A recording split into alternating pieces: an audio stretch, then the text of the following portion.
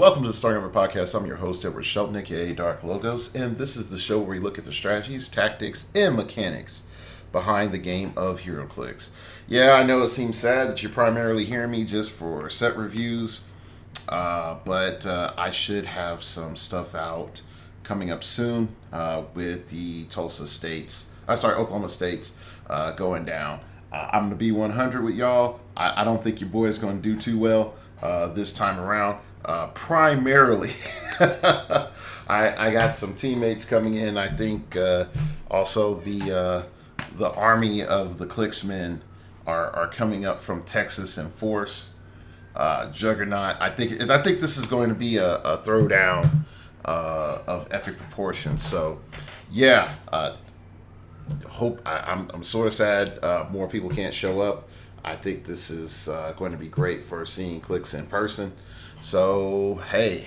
Also, Dice Addiction. Shout out to Dice Addiction. They are going to be opening up their new space specifically for rock states in Oklahoma. So, they're going to expand everything out. It's going to be awesome. All right, so let's get into today's show. Now, there's a couple of things that I want you to note.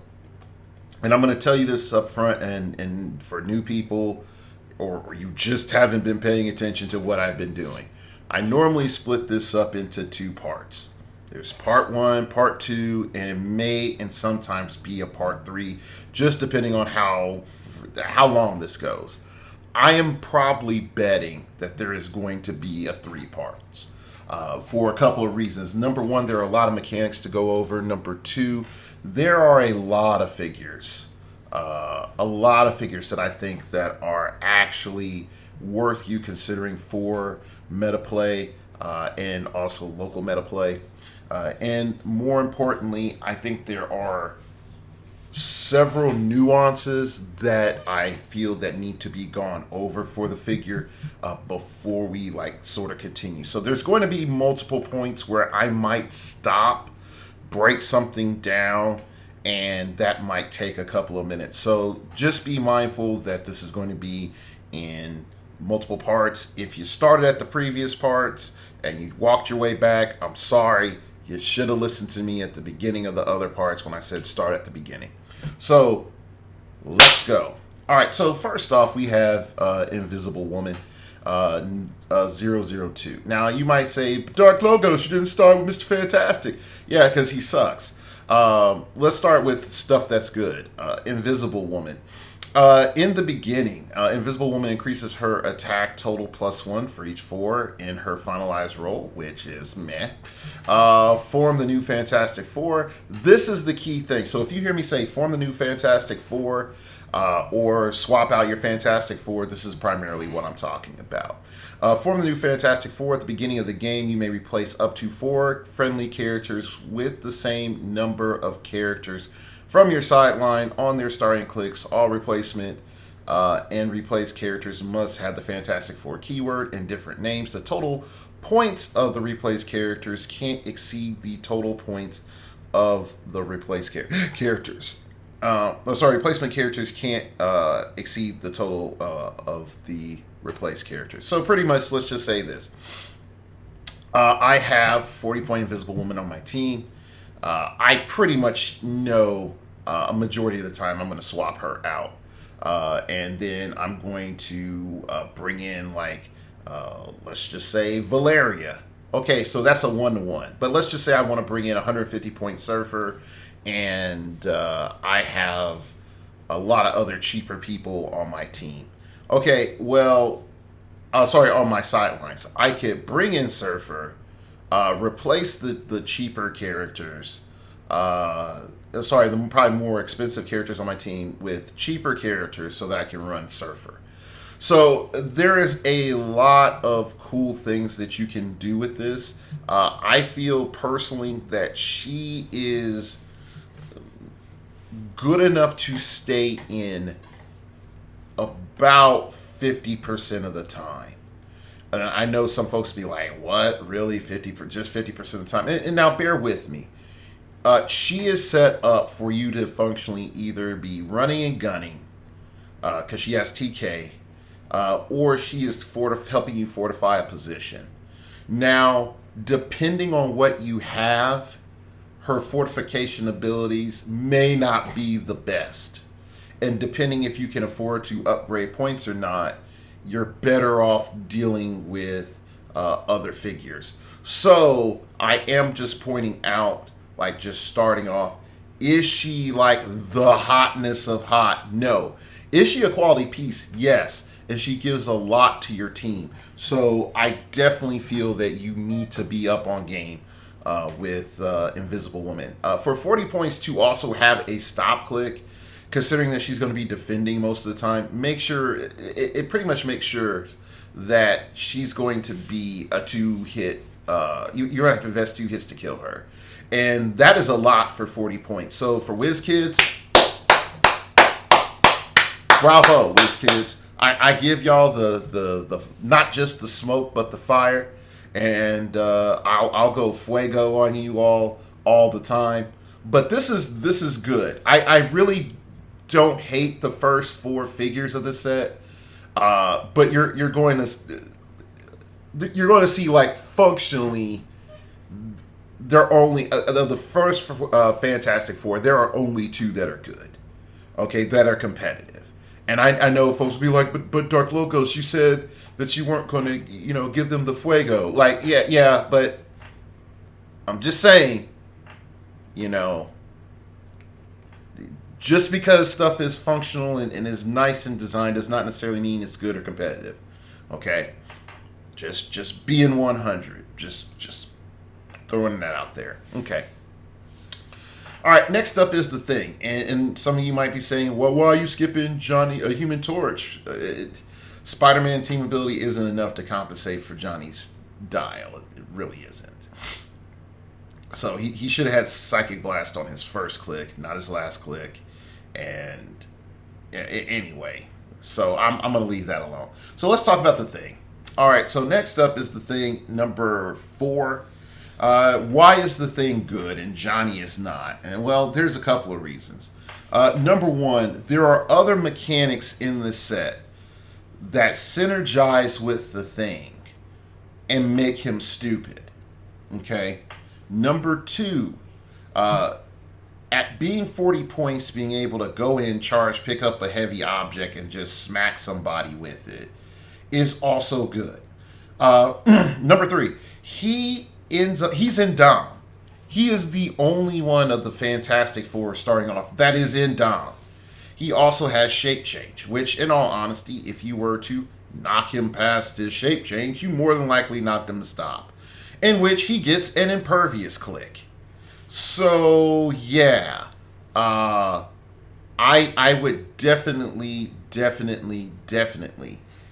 encourage you to look at the Thing. Okay, he is by far one of the better commons that I feel that is out there. Speaking of also better commons, Doombots. Just get as many as you can, like at least 5. And the reason why I feel that you need at least 5 is they're 15 points, my dude. For Robot, for Armor, Latveria, like they're 15 points. They're running shot. You might say, like, but Dark Logos, you know who's better? Robot Superman. And I'm be like, I can't hate on Robot Superman either. I said that he was great too. Like you just charge that energy inside your soul. But please understand, just because like something else is good doesn't mean that this is bad. For 15 points, this is a lot of value. This is a lot of value. And let's read his little special power. For all characters with this ability, when a friendly character with the Latveria and Ruler keyword would be targeted by an opponent's attack, or use Outwit or Perplex, or use of Outwit or Perplex, you may roll a d6, 4 through 6. That opponent chooses an untargeted Doombot to become the target instead. Okay, the new target must be legal, and you don't choose a power for Outwit until after the new target shows it. Okay, I want to point out a couple of things. First off, you have about 5 of these suckers floating on your field. And your opponent's like, well, I'm going to outwit the special power on this one. And now I'm going to make it so that I can shoot Doom. I'm like, no. No. The other ones would trigger. So it's like, do you have enough outwits to destroy all the Doom bots? If the answer is no, I'm sorry, you're going to have to deal with the retargeting. You just will. And the fact that you have functionally redirected, not even protected, redirected Perplex, Outwit, and attacks onto a Doom bot. Yeah, I'll sacrifice 15 points for you not to do 6 damage to my Dr. Doom. Yeah, like, I'll take that. So yeah, so Doom bots, get them, just get them. I know they're like fates, and I appreciate WizKids.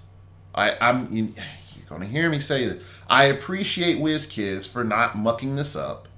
And even more so, I appreciate them for giving me valuable commons. Commons that I can build my teams around for competitive play. Yeah! Okay. So, let's keep going. All right, next up is Squirrel Infiltrator. Now, some of you who know me know that I love me some Skrulls. I love them so much that when they fought Wakandans, I was torn. But at the same time, it was like one of the happiest comic book moments of my life. And for people who don't know, the Skrulls tried to invade Wakanda in Secret Invasion, and they learned that was a bad idea. Okay, also side note, the character designs for when the Skrulls invaded Wakanda are some of the most epic character designs that I've seen. Okay, so, alright, going back. You have Squirrel Infiltrator. And he has free if this character hasn't been moved or placed this turn. Choose a standard opposing character within 4 squares in line of fire that has not been chosen by this effect this turn. Both players roll a d6. If your result is higher, place Skull Infiltrator and the chosen character in each other's squares. Now, there's a couple of key things why this is huge. You do need line of fire, and he does not. It doesn't have improved targeting, ignores hindering. So that is sort of a little bit of a downside. But the fact that you can just sort of start off your turn and be like, you know what? You outwitted my charge on Super Duper Man. You know what?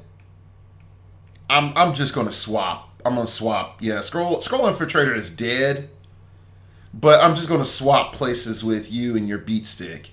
And suck it. You're gonna have to deal with my Super Duper Man's Ultra Flurry. He gets to make 4 attacks instead of 2. You know, so yeah. Scroll Infiltrator. So just for that, so you're talking about super senses in shape change on a 4 through 6. Like, that is good. That is really good. It's annoying to deal with. So yeah, I definitely have to say Scroll Infiltrator is a buy. 2, 3, whatever you feel like. At least, in my opinion, you at least want 2. All right, next up is Moloid. Now, Moloid is here for a couple of reasons. Number one is cost efficiency. Cost efficiency. I know some of you are like, what's so cost efficient about it, Dark Logos? I'm like, it's 10 point in power. Like, I really want you to understand that 10 point in power is rather dumb. In 2 clicks. Now, I know some of you might say, but there's Gorilla Grodd. Why wouldn't I run Gorilla Grodd? Because some of y'all don't have $80 to spend on a little plastic monkey man. Like, let's be 100.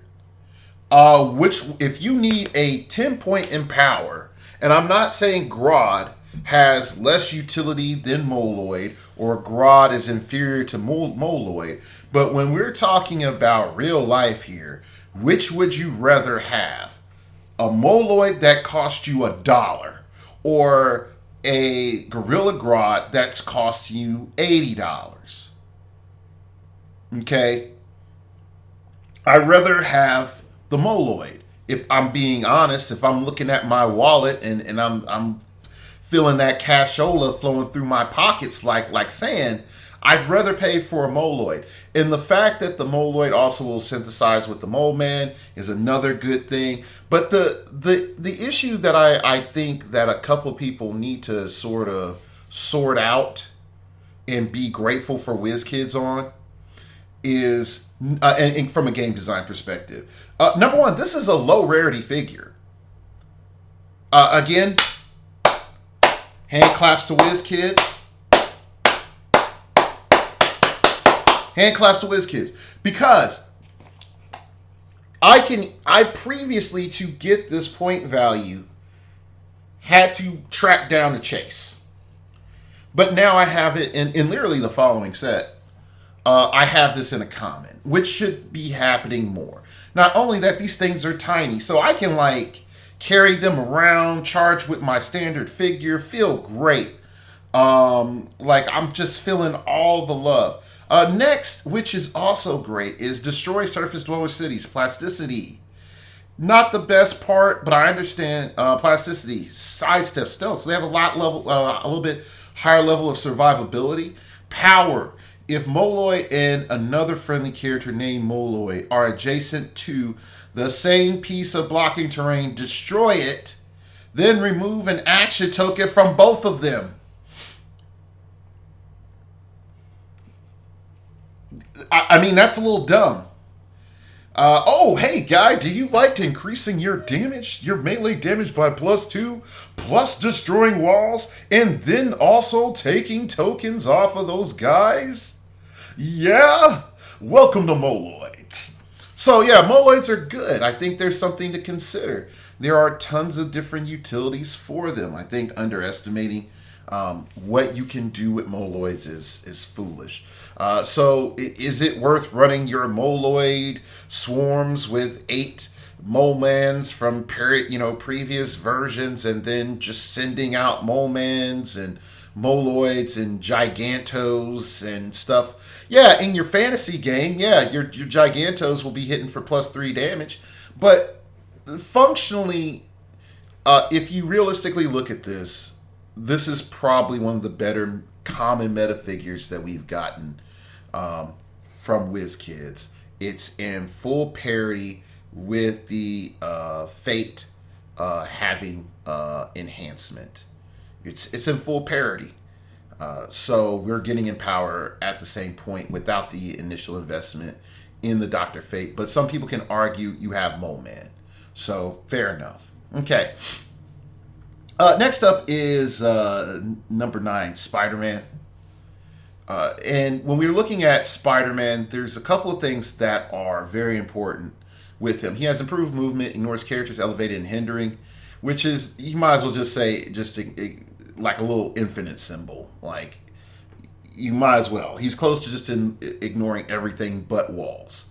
Okay. A new kind of fantastic teamwork. When Spider-Man hits with a close attack until your next turn, other friendly characters with the Fantastic Four keyword can use improved movement, characters elevated and hindering. So functionally, you're like, hey guy, did Spider-Man hit with a close attack?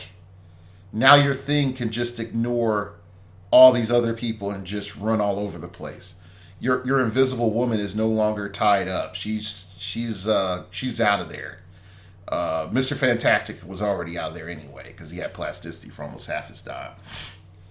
So now you're looking at like stuff in terms of like Franklin Richards. Like, oh hey, guess what? Now you also have all these improved movements, which are pretty good. Well, I take that back. I think Franklin flies. But anyway, never mind. There's a couple of characters that you now give them an excessive amount of mobility just for him making a close attack. Now, to be fair, this Spider-Man is probably one of the most finessiest Spider-Mans that I've seen. So here's why. The new Fantastic Four, Passenger 1, but only to carry characters with the Fantastic Four keyword. Once per turn, when Spider-Man is carried and placed adjacent to 2+ opposing characters, after resolution, he may make a close attack. So you functionally, what you're doing is you're having Fantastic Four person number 1 carry Spider-Man, okay? And then Spider-Man's like, yo, dude, what's up? I'm gonna hit this character right now. So that characters number 3 and 4 can go ahead and have that improved movement. Because I'm assuming you're running leadership, okay? I'm just assuming you're running leadership. Now, the other issue that I feel that also comes in is the fact that they didn't make him this chargy Spider-Man, but this running shooty Spider-Man is a little bit frustrating, okay? And the main reason that I feel that way is the main reason I feel that way is that, again, I want to get the most out of my trait. And if I can't get the most out of my trait, then I'm somewhat dependent on being carried to get off this other effect. All right, so I feel like there is a lot that needs to be said of, like, yeah, is he perfect? No. Is he frustrating? A little bit. But I do feel like he does have a place in these future Fantastic Four teams where we are swapping them in and out. And I think he has a lot of utility. All right, so let's move on down to Black Panther. Black Panther, I know some of you are going to say, why Black Panther? He's 60 points. They haven't really done a lot with these Black Panthers. But hear me out. Number 1, he's Fantastic Four. When he ran the Fantastic Four, yes, with Storm, which I need a Storm Fantastic Four. Okay? I need that whole arc where they go to Scroll World, but actually I don't need that arc. That arc was not the best. But when it was him, Storm, what was it? The Thing and Human Torch. That was a good run. He pretty much just took the role of Mr. Fantastic. So yeah, I give him props on that. Also, they had the Solomon Frog arc during that time, also showing that them frogs are racist. They are. Like, I'm not lying. Like, read the arc. The frogs are racist. So anyway, going on. So what do we have here? We have traded stealth. If Black Panther occupies hindering terrain, he modifies his attack by +1. So he's sitting at a 12 attack and hindering, and that's not hard to do with the multitude of powers and equipments that you can put on him. He also has leadership and outwit for 60 points. This is not bad at a low rarity. I think he comes still coming in at a common. So there we go. Like, swapping him in a Fantastic Four lineup is not bad when you are looking at your points in your outwit options. And so I definitely like him. All right, next up is Black Leopard, and he is a game changer from a multitude of angles, whether it's Fantastic Four, Avengers. Why is all my good stuff for Wakanda Primes? Why, WizKids? Now, you're going to catch these hands real quick, WizKids. Real quick. Okay. First and foremost, I want to say to you, I appreciate you putting Wakanda up in the forefront of play. But you know where you're messing up at, WizKids? Do you know where you're messing up at? You don't allow the keyword to grow organically. You're not giving us Wakandan players. some of these type of characters, or at least higher quality characters outside of the freaking prime slot. I had a Zuri. I could hand clap for a Zuri. I could do the Hercules thing all day. ABPI, I got Prime Panther, which was understandable. Was understandable at the time. I wasn't hating. But then for me to get a Zuri next, who I really needed independent of a prime slot, even if I had to pay 10 more points for him, I would have done that. Now I got this Black Leopard who fundamentally should have just been number 15. Okay, 15, 16, whatever. Hell, number 11, because that Wolverine sucked. Okay, just give me that character as a standard character. Like give me let's Prime Moloid. Like, yeah, give me Prime Moloid, where it's like Moloid Captain.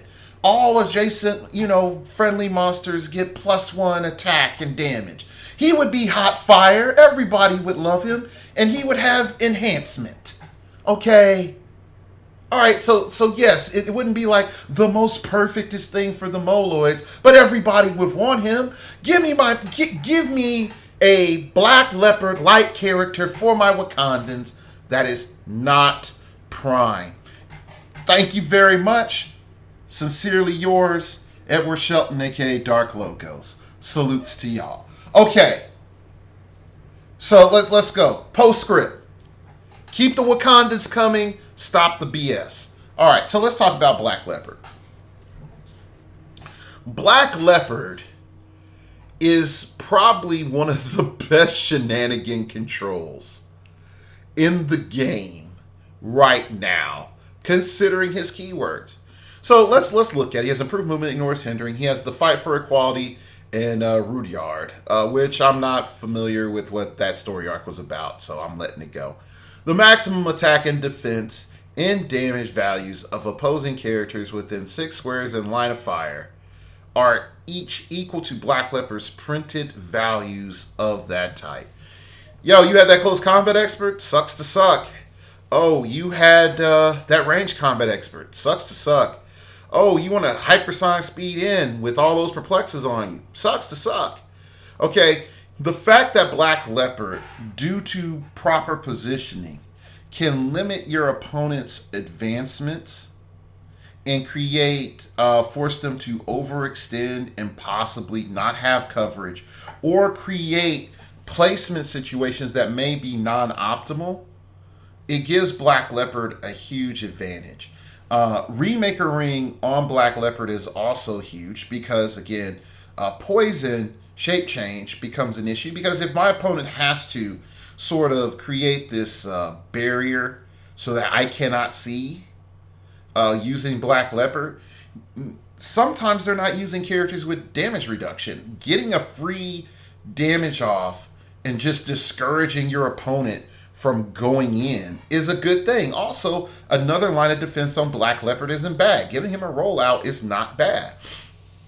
And then you're also running him with Fantastic freaking 4, which you have multiple defense to give him a higher defense value.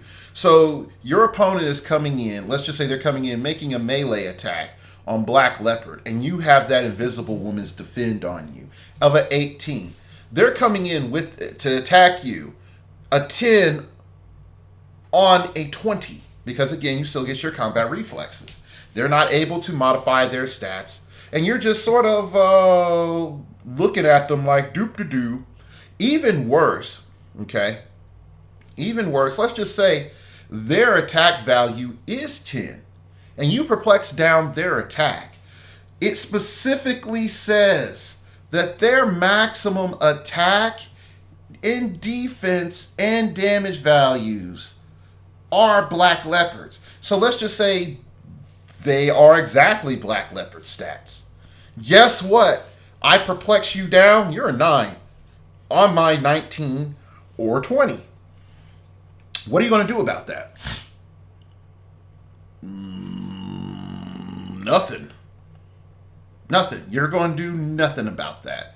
And therein lies the strong issues of Black Leopard. Black Leopard creates a game state in which your opponent has to sacrifice through placement or through advanced play using barrier or other things that require Black Leopard not to have line of fire to make sure that your opponent can get their stat modifications off.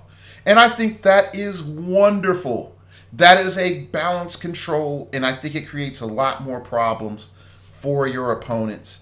And it still gives you, as a player, workarounds so that Black Leopard is just this all-encompassing, unstoppable debuff. Okay, so let's keep it rolling. Next up, I'm going to talk about Thundra, Trapster, and Medusa.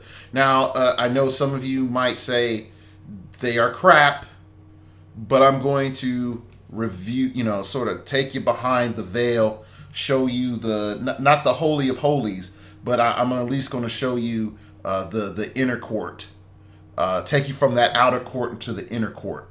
Okay, so you can get that glory to fall on you. All right, just a little bit.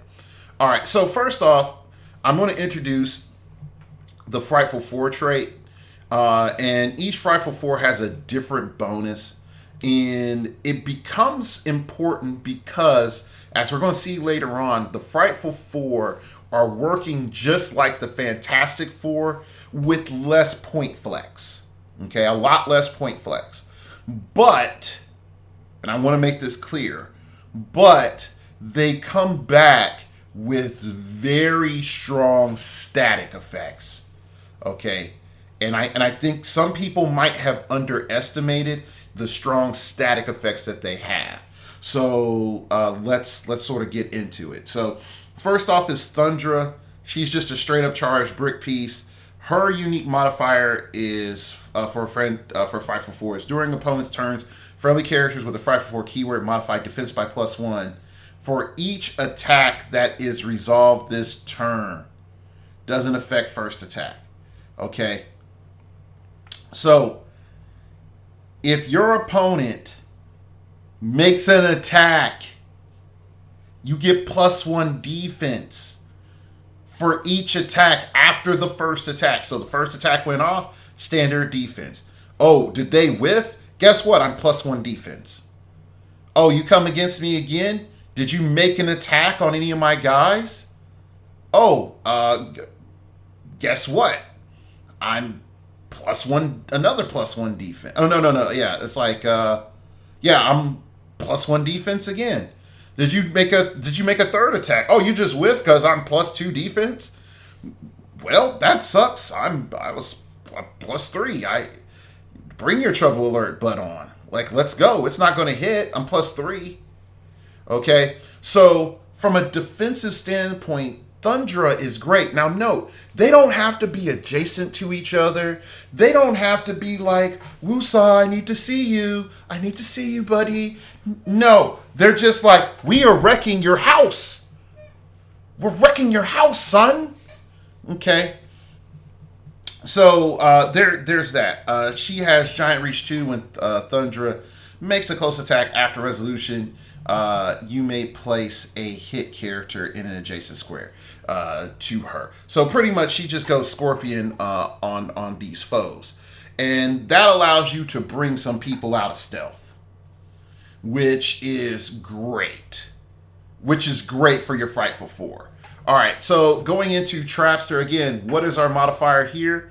During your turn, opposing characters modify defense -1 for each attack made. Doesn't affect the first attack. So pretty much she's the inverse of Thundra, except this affects your opponent. All right, so you just start off shooting with Trapster with an 11 attack. Oh, Fantastic 4. You have a 25 defense because of all your defends and stuff. Okay, don't care. I'm going to send out a character with a Frightful 4 just to make an attack on you. I'm listening like the guy that's attacked doesn't matter. Okay, cool. He lowered y'all's defenses by 1. Now I'm going to hit with Trapster. Or you could start with Trapster because he has a 12, so you're at a higher chance of hitting. Once Trapster hit, he's like, guess what? Your life is about to suck. Okay? And I want to make it clear, Trapster is a sleeper. Like, Trapster in all his previous incarnations has been a sleeper character. But this one in particular is a sleeper. So yes, Frightful 4, Hasta la Pasta Insect, and that's his Frightful 4 thing. Nope, I've always been Trapster. Plasticity. This is where it gets dirty. He has his special power. Things are about to get real messy. Incapacitate. Period. When Trapster uses it, you may generate a paste marker in each hit target square. Ugh. Characters occupying paste markers must break away as if they were adjacent to Trapster. When no character occupies a paste marker, remove it. So, I want you to be clear. This is not terrain, this is a marker. So you can put it on hindering, water, whatever. He comes in. He's like, blow. I hit you all with my pace markers. Then you take whoever your flyer is, carrier, it does not matter. You evac him so quick. Okay? You just evac him. All right. Now some folks will say, all right, I don't get this. Why would I evac him? You don't want him outwitted, and you don't want him hit. Okay? Well, he could be hit, but it's not that bad. But you, for real, do not want him outwitted. Okay? Now, here's where it gets so salty. Because you've hit them with these tokens, and they have these markers, hit them with these markers, they have to roll a 6 to break away. Unless they have phasing or they have like leap climb and hypersonic and all that other stuff, then they get bonuses to breakaway. But even still, you're talking about I have hypersonic speed and I have to roll breakaway, and I could still be adjacent to another plasticity figure. And that's going to then, again, cause me to have more problems with my breakaway. Yeah, this is a trap. You literally can trap characters and force them to chase down Trapster. And on a Frightful 4 team, that is huge. That is so huge for them to functionally have to waste their time trying to run away from Trapster, while Trapster is also getting the benefits of the other Frightful 4. Okay, so I'm just saying he's good. All right, then you have Medusa. Okay, now Medusa is not as good as her other Medusas because really ABPI Medusa is pretty much top tier Medusa in my opinion. Like, it really doesn't get much better than that.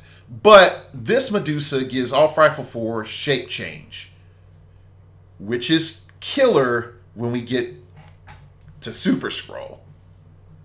Okay? Like, which is killer, like I said, when we get to Super Scroll. But having shape change... Now think about this. I have Thundra with shape change now. I have Trapster with shape change now. I have Medusa with shape change. I have these 3 on the field with shape change. So functionally, you start missing attacks because Medusa's in stealth. Automatically, that first miss, Medusa is a 20 in hindering. And she's stealth. And if you don't have improved targeting, that sucks. Now you have to deal with the 20 plus shape change. All right, Trapster could be a 18 plus shape change. Thundra, 18 impervious shape change. It starts to stack. So this is where, again, WizKids, thank you. You're giving me incentive to play lower level characters and making them so that they have synergy with my higher rarity characters, making them better. Okay? So, like, just that element alone, I got to give you props, Whiz Kids. Okay. All right. Yeah. Like, I'm just getting through the commons, and we're 40 minutes in. So yeah. All right. Next up is Mr. Fantastic, number 17. This is the Mr. Fantastic that doesn't suck. Once per attack, you may force the attacker to re-roll a 4 in an attack roll targeting Mr. Fantastic. That's pretty good. Then he has Elastic Finger Squeeze, Plasticity, Giant Reach 4. This is the only Giant Reach 4 character, I think. Maybe Donatello. There's a Donatello, but I think this is the only one that's Giant Reach 4. When Mr. Fantastic hits with a close attack and has not been moved or placed this turn, until your next turn, a hit character modifies attack -1 and considers Mr. Fantastic adjacent for the purposes of breakaway. Yeah, that's a good reach. That's a good reach. And he has Plasticity. Plus you have Outwit. Like, all those things sort of combined is a nice setup. Is this the most broken Mr. Fantastic? No. The most broken Mr. Fantastic is we're not there yet. But let's just say he gets Doom bots. So there's a couple of key things that I said, like I said before, is like, is he bad? No. Is he like peak Mr. Fantastic? No, but he is good, and I think he's good enough for you to consider. Definitely when you start trying to think about your zoning effects. All right, next up is number 19, Human Torch. Now, again, I want you Fantastic Four fans to realize, who did I like in the commons? Invisible Woman and the Thing. Who am I primarily liking in the uncommons? Mr. Fantastic, Human Torch. Now, I will say this, Invisible Woman rare, she is good, and she is also sort of on my list. But I do want to make it clear, the fact that she is, again, not in Dom, not a 19 defend, which I feel she should be. And yes, she has super senses, but she doesn't generate anything for like your Fantastic Four. They don't get any buffs. She's not as useful, okay, in my opinion. All right, she's nice, but she's not as useful. But let's talk about Human Torch, because now Human Torch starts to flame on. Let's get some stuff going. Once per attack, you may force the attacker to reroll blah blah 4. Flame on. When Human Torch moves, after the resolutions of each move, you may immediately generate a hindering terrain marker in a square he moved through. At the beginning of your next turn, remove those markers even if it's lost. So pretty much your first part of the move, you generate a hindering terrain marker. Second part, you generate a hindering terrain marker. Now, what that means is wherever he leaves and wherever he lands, he has a hindering terrain marker there to help him functionally to be a 21 from range. This gives him a lot of survivability. Not only that, since he flies, if he sees that character that doesn't have improved movement, he's just like, yo, I'm going to fly over you. I'm going to drop this bloop. I'm going to drop this smoke on you, literally. You're going to cough in my fart, and I'm going to do what I do. And in that process, you're going to be hindered. So there's a lot of shenanigans that you can do to a player utilizing Human Torch. Is he super duper fancy? No. Is he finessey? Yes. Will you be swapping him in and out depending on your matchup? Yes. That's the key thing to remember. Knowing when to play these Fantastic Four options are huge. Okay? Knowing when to play these Fantastic Four options are huge. All right. Next up is the Thing. Number 20. All right, so we're looking at the reforming Fantastic Four. We already know about that. Ooh, did that hurt? Now, this is a catch-22 in the modern meta, but I do think that this is important. Impervious.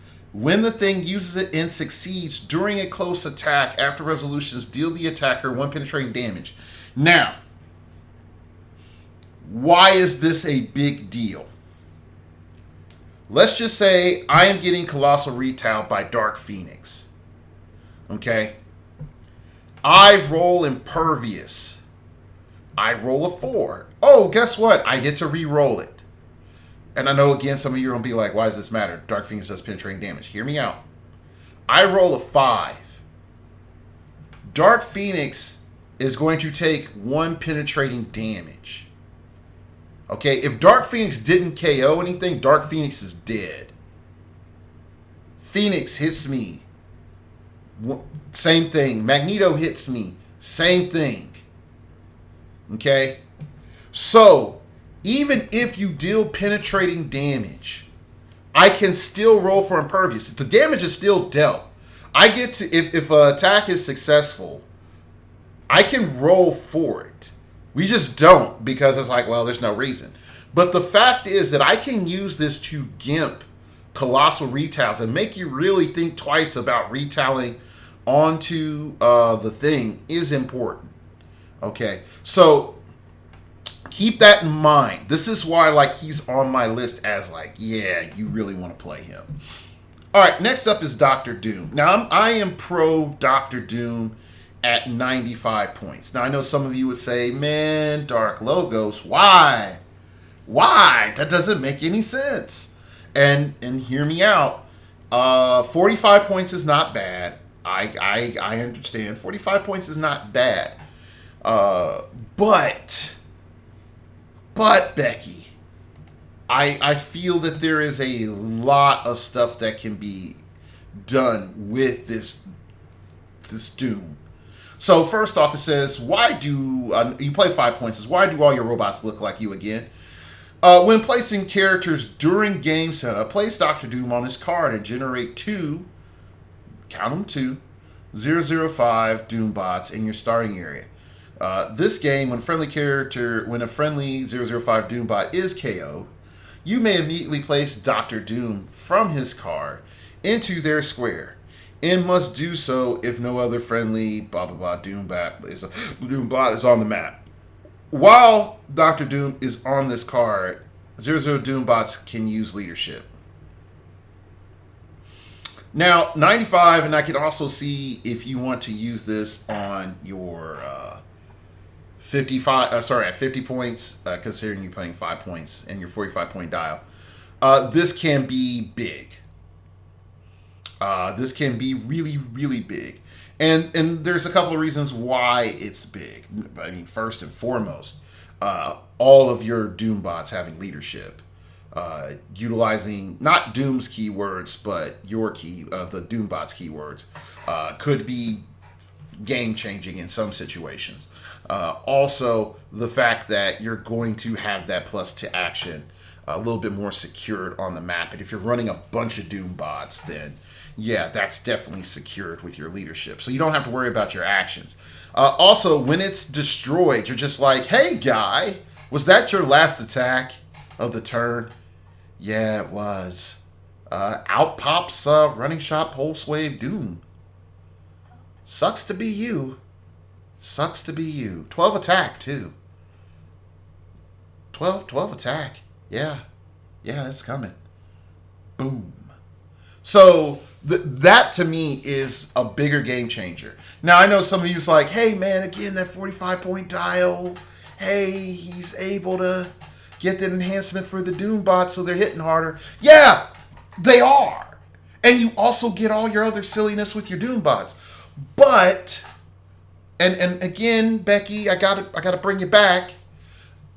I still think hitting opponent with the Pulse Wave from Jump Stump is a way more larger, significant opener than, okay, I have Energy Explosion. Okay. So there is that. Then we go into his second trait. My robots often confuse my foes. Leadership Mastermind. When Dr. Doom uses leadership, it succeeds. Instead of the normal effects, you generate a Doom bot. So he can't remove tokens. All right. He can't remove tokens because he's freaking Doom. Doom don't care about you. You need to be competent on your own self. But you know what? Doom will cause you more problems. And he'll be like, boop, here's a Doom bot right in front of me. Come deal with this. Come grind through all of these dumb Doom bots. Please do. Okay. So, Doom, Dr. Doom at 95. That's my boy. I feel like he's going to come in and mess people up. Next up is Squirrel Warrior. Real quick, I just feel that he's going to be useful for scroll teams. And the fact that you're dropping scrolls for a turn, in your shape change so that you can get a +2 attack is worth it. Just in the long term. So, yeah. Next up is number 26, Hulk. And this is a new kind of Fantastic Four teamwork. When Hulk hits with a close attack until your next turn, other friendly characters with the Fantastic Four keyword can use charge. Now, this is why he is a big deal. He helps out your other Fantastic Four. And there are moments when, again, you're swapping them out and you're doing the Invisible Woman math. You say to yourself, given the rest of the homies charge, it sounds like a good idea. Definitely if you're dealing with a stealth-based team. Okay? And you have, there's one of the things who generates Alicia Masters Pog, and supporting the Hulk back up to the full is her job. She goes there and makes a little mask of you and makes a little, what is it, puppet or something, and you have a good day, you know. All right. But going back is the new Fantastic Four. Again, Passenger 1, but only to carry characters with the Fantastic Four keyword. Once per turn, when Hulk is carried and placed adjacent to 2+ opposing characters after resolution, he may make a close attack. Now, again, this is better than Spider-Man. This is way better than Spider-Man. Also, Hulk is Indom, which is something else to keep in mind about your Fantastic Four. There's a lot of them that aren't Indom, and that Indomability is what's keeping them ahead of the game. But the fact that, Hulk is Indom, and Hulk is creating a situation where I'm giving your friendly characters with Fantastic Four keyword charge. I'm also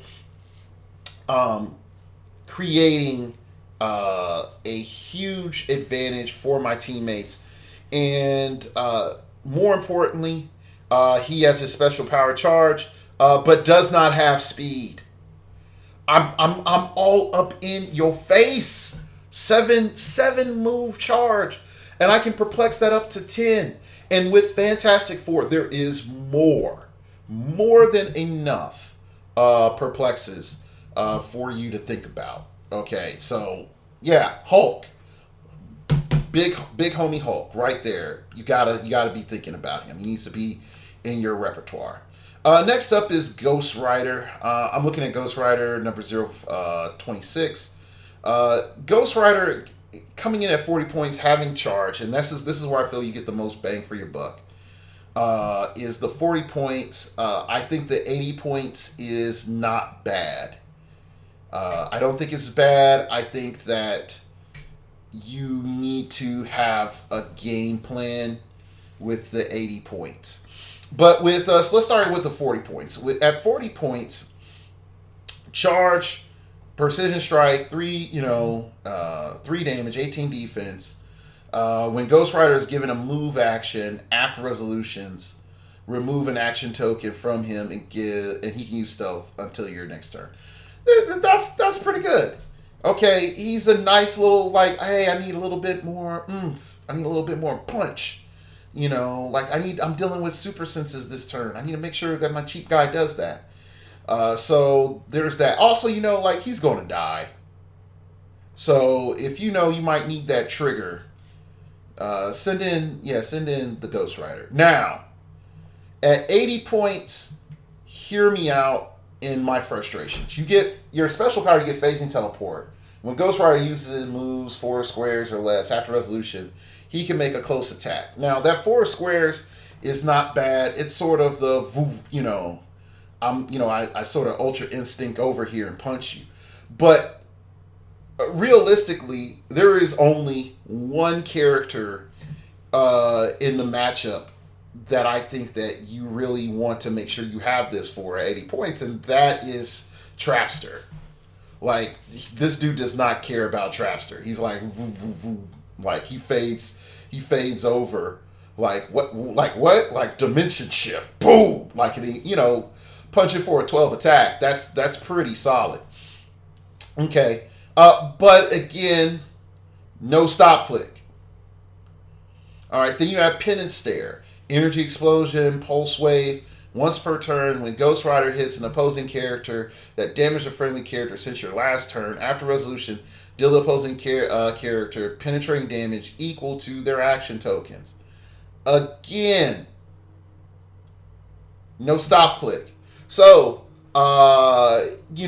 overcomes, the hundreds of exploit weaknessing, or we'll just say, starter Silver Surfer.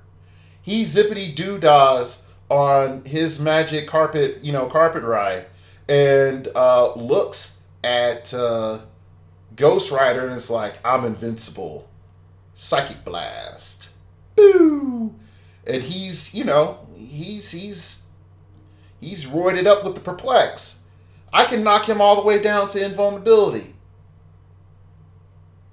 I'm like, okay, I did not benefit from that 12 attack. And that's why I feel that the 80-point Ghostwriter is really not that good. You have to give me either a stop click, I can't heal past this point, but in this case you don't. So you're functionally believing that either I pulled a thing and had an Alicia Masters to heal my guy up for my Fantastic Four team, or I have another medic on my team, or I'm going to be giving him the Soul Gem. That's it. Those are the only things that I can think reasonably that you are believing that I'm going to have as a player to sustain my use of this figure. Okay, so there's a problem there. I feel there's a serious failure of communication and design, but I do think that this is a good thing. Okay. All right. So I want us to sort of just think about that real quick. That, again, is Ghostwriter bad? No, he's not bad. But is he, rainbow magic, or is it a she? I forgot.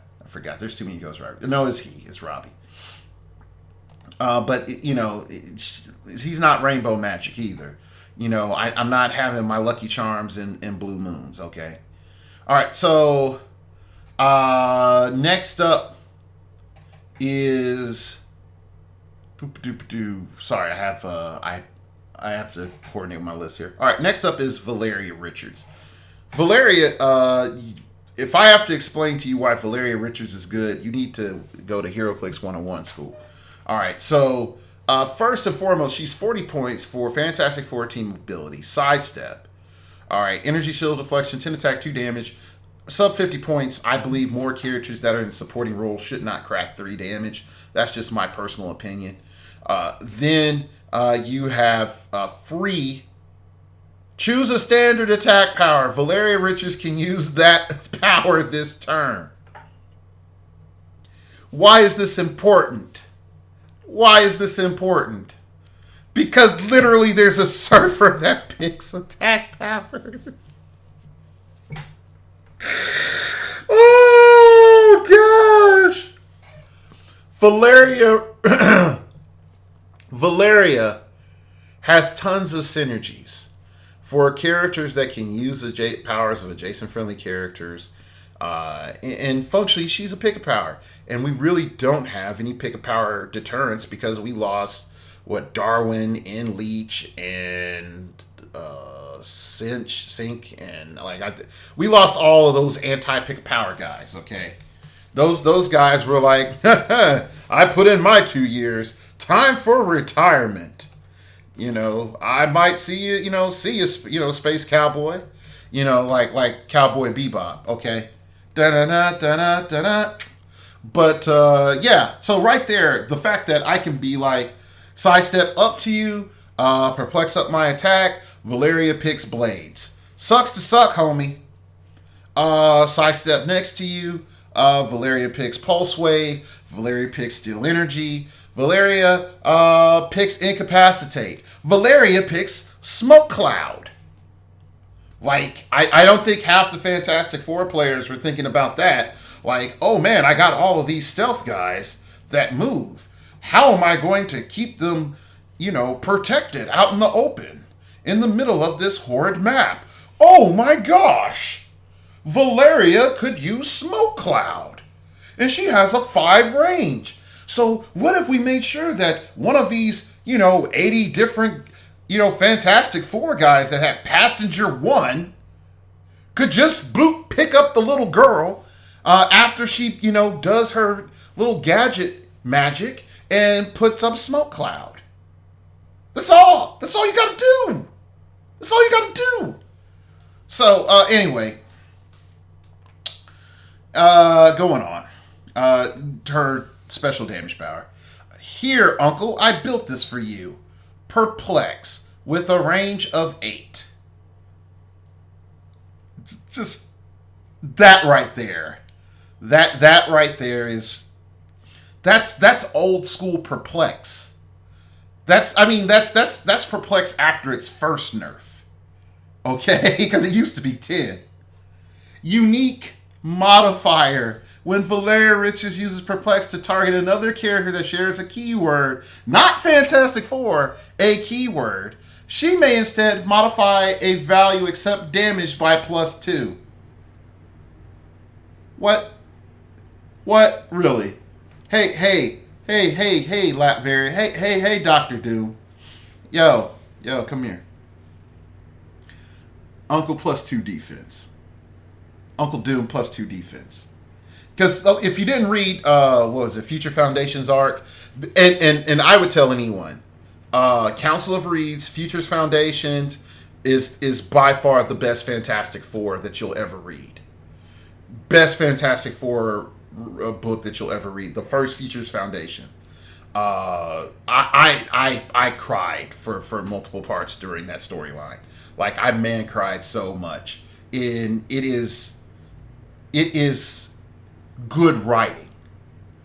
It is good writing, and it took you through the Marvel mythos really well. So, I know it's a sidetrack, blah blah blah, but that's where Valeria ends up developing a relationship with Doom.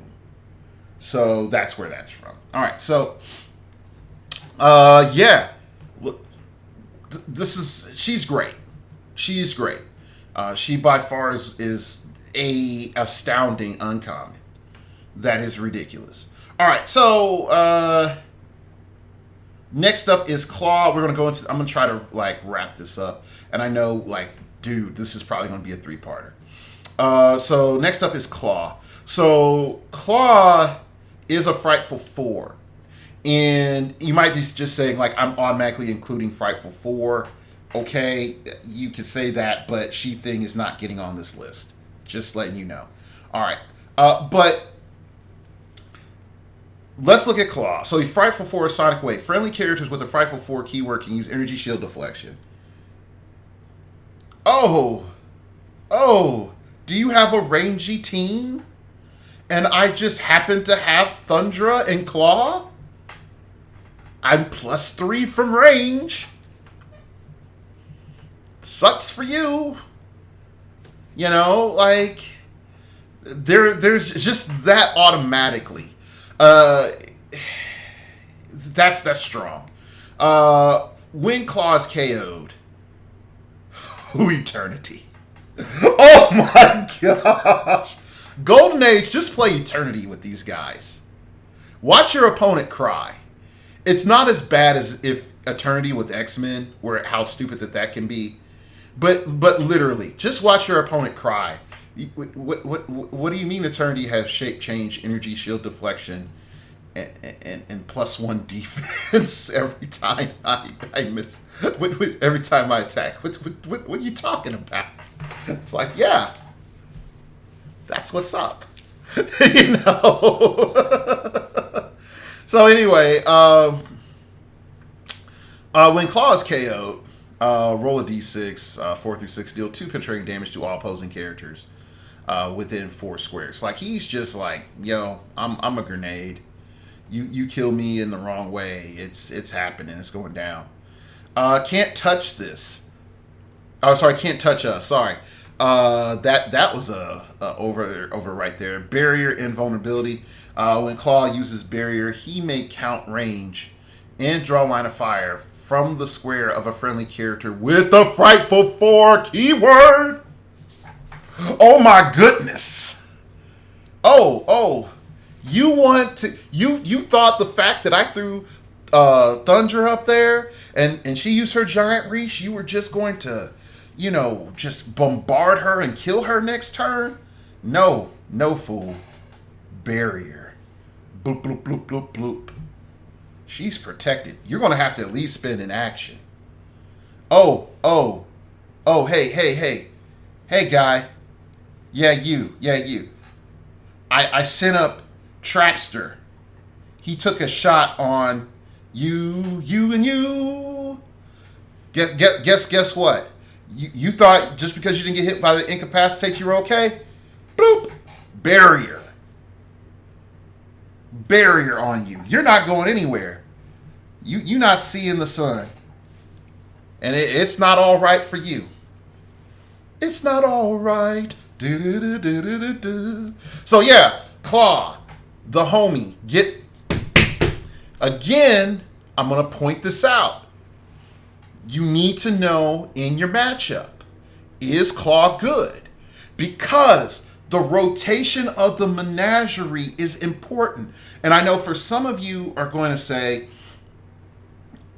all right, Edward, 90% of the time, or 99% of the time, I'm dealing with fixed teams. Yeah, you are. Is this going to be as good if I'm dealing with someone else doing the same thing?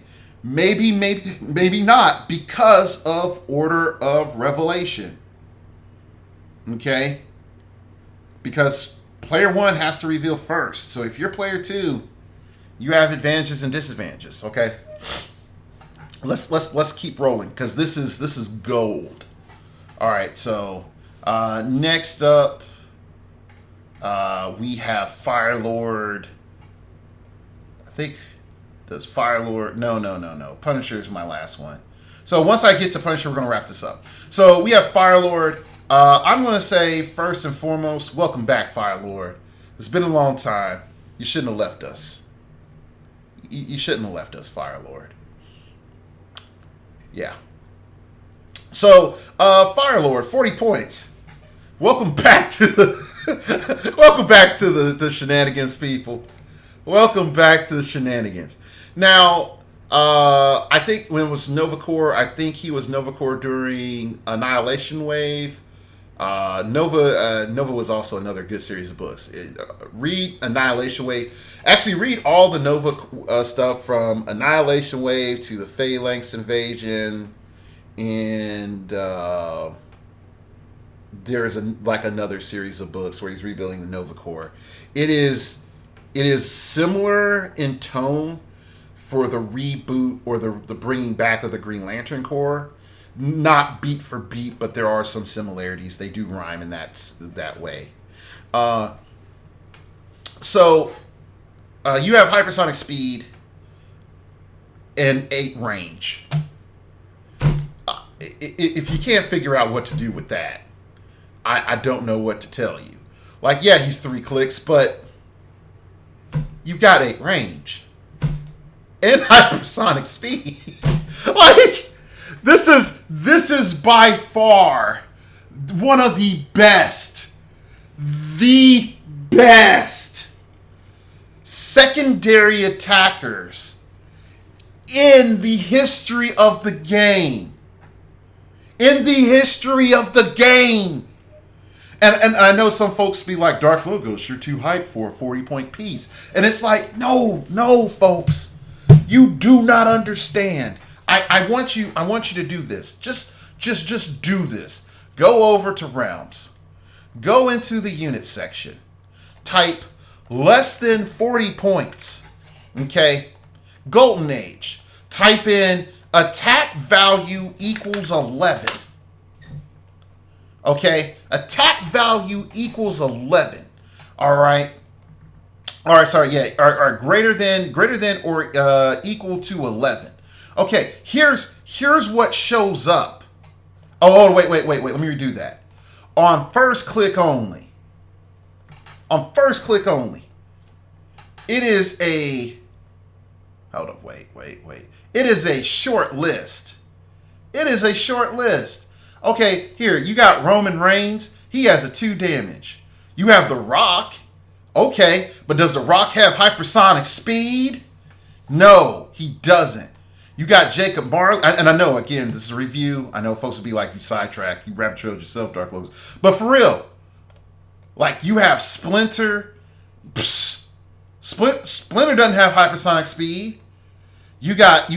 Okay, here's the closest that you have. Here's the closest that you have. Serpent Spider-Man, and even he doesn't even have 3 damage. Okay. He doesn't even have 3 damage.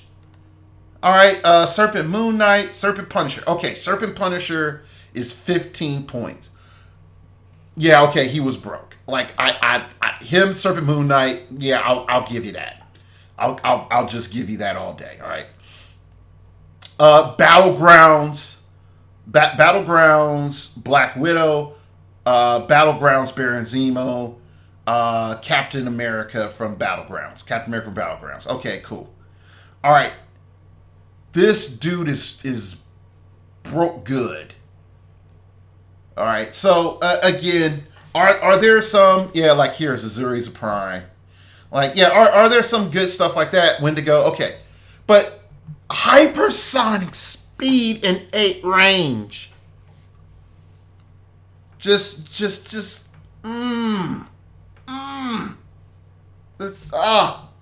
so good.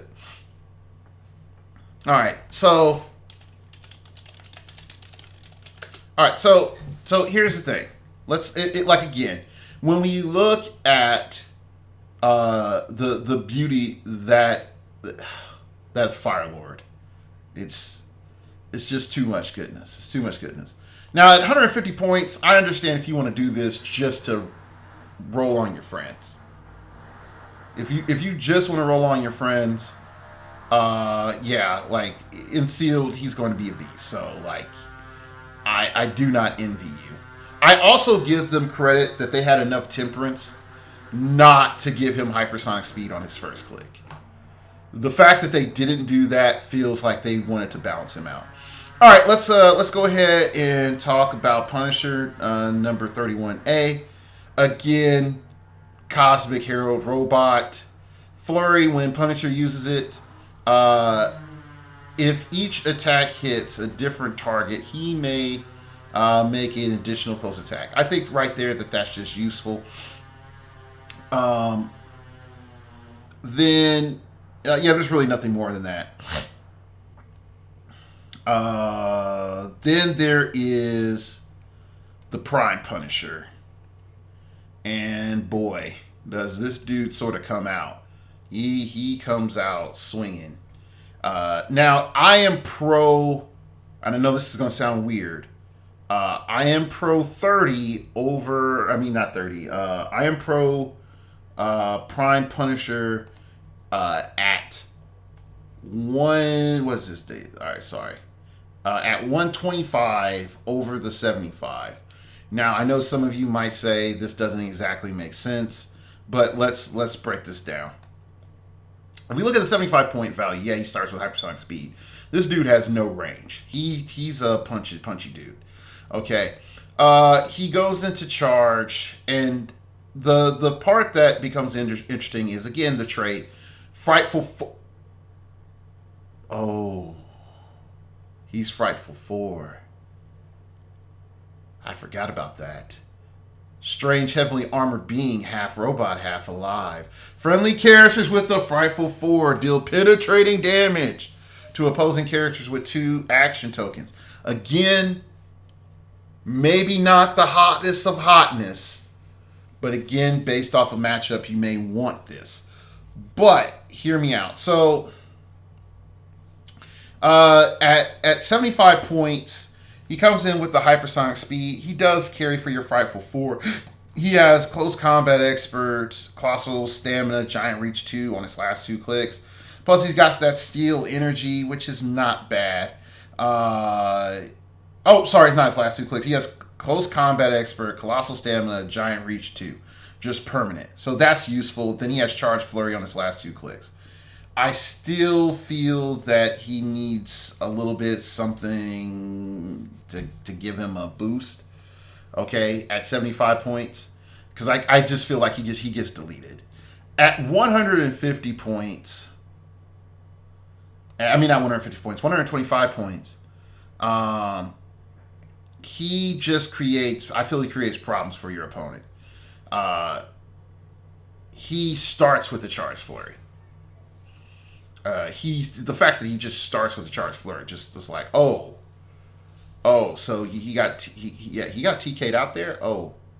And he just did that to your team, and he's going to do it next turn, and he's doing it again, yeah. So that's how I start feeling about him. Like, if he doesn't get hit, he has 3 turns of just, he wipes up, he cleans up your team. Your opponent's team. So yeah, like, definitely interesting. All right, so that's it. That's it for this part of the review. Like I said, we're just going to stop here at Punisher, and when we come back, we're going to start getting into the rares.